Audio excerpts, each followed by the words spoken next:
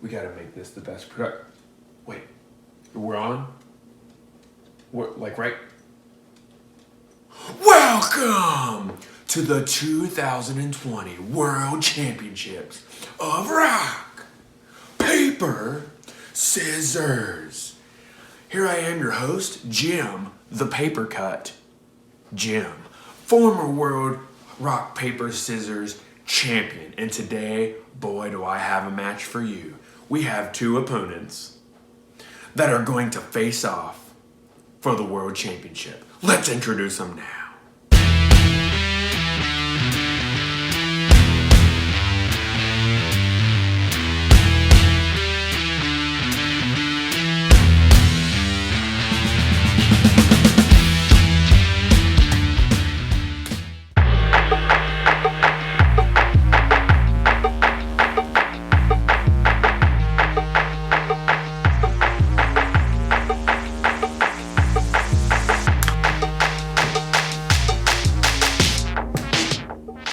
Alright guys, I'm going to be the referee today. We're looking for a fair match. No funny business around here. You understand what I'm saying?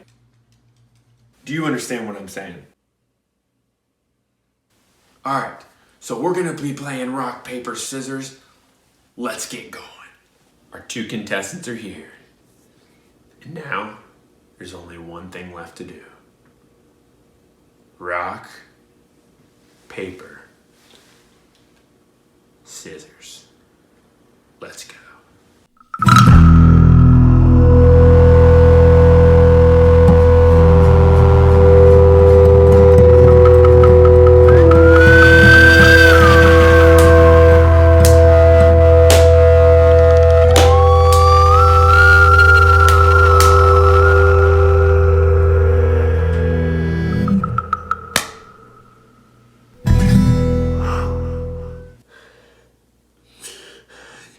No! If I had only learned probability. So the game of rock, paper, scissors is probably a game that you've played a lot, but you probably haven't really thought about the math behind it too much, and there is a lot of math involved. So let's say for a second that we have two players. We have player one, and we have player two. Now remember that a game of rock, paper, scissors involves two people. Now, if we have two players, let's look at all the possible things that can happen. It is possible. Go back here. It is possible that in a game of rock, paper, scissors that you win. It is possible that in a game of rock, paper, scissors that you tie. And it is possible that in a game of rock, paper, scissors that you lose. Now, if we're looking at a player one and a player two, let's assume you're player one. We have three ways that you can, let's first look at the ties. We could have player one has rock, player two has rock. Player one could have paper, player two could have paper.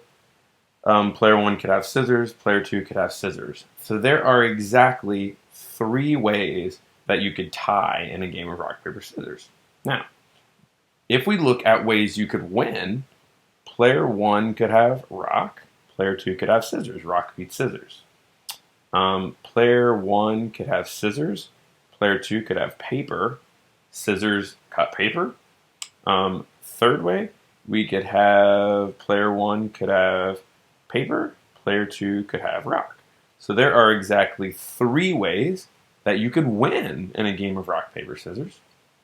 And lastly, if we look at a loss, again, player one and player two, we could say player one could have scissors, player two could have rock. That would be a loss for you. Player one could have paper, player two could have scissors. That would be a loss for you again. And player one can have rock, and player two could have paper. Again, that would be a loss.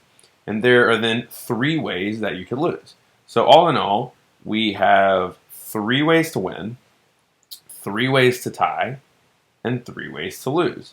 So if we look at that all together, 3 plus 3 plus 3, that comes up with a grand total of 9. We call these outcomes. These are possibilities. These are possible things that could happen in a game of rock, paper, scissors. So 9 possible outcomes. Now, when we're thinking about wins, ties, and losses, we know then that exactly, let's type this up here, 3 out of 9 would be a win. 3 games out of 9 you should win. 3 games out of 9 you should tie. And 3 games out of 9 you should lose. On average, probability says this should happen. Now, 3/9, remember, is the same, let's use red, as 1/3. So 3/9 is equivalent to 1/3. So there's a 1/3 chance of all of these things happening, either a win, a tie, or a loss. So we got to look at all the possible outcomes when we play a game of rock, paper, scissors. Now, one nice thing about rock, paper, scissors is we can kind of use this probability to potentially win a game by guessing what somebody is going to throw. For example, let's say, and let's go back to this page. Let's say we have a player 1 and a player 2, and in the first game, the first player throws rock, and the second player throws rock. To your advantage, you might say, if you're player 1, that it's not very likely that player 2 would throw rock again. So you're going to guess at that point that player 2 is either going to choose scissors or paper. By using that logic, you could then say, well, what would beat scissors or paper? Well, if I think player 2 is going to throw scissors or paper, it's to my best advantage with probability to choose scissors, because at worst, player 2 also chooses scissors, and then it is a tie.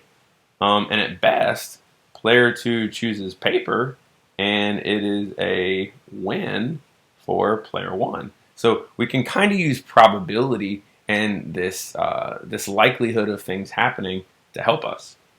So what I want you to remember is there are 9 different outcomes in a game of rock, paper, scissors, and there is exactly a 3/9 chance of a win, tie, or a loss, or that is the same as 1/3.